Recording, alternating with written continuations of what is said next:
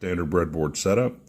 The anode of the LED is connected to pin 13 of the Raspberry Pi. The cathode through resistor is connected to ground.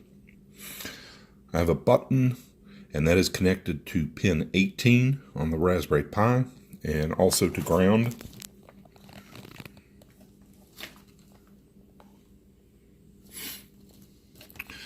I'm managing the Raspberry Pi through VNC, and here's my program.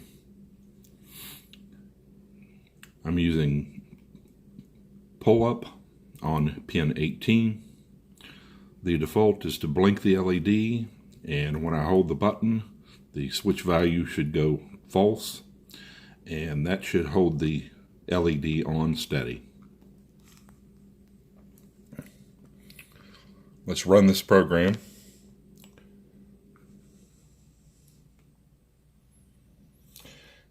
And you see the default is for the LED to blink.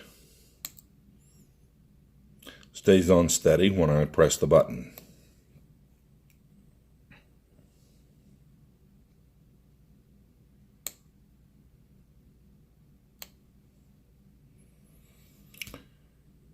Thank you.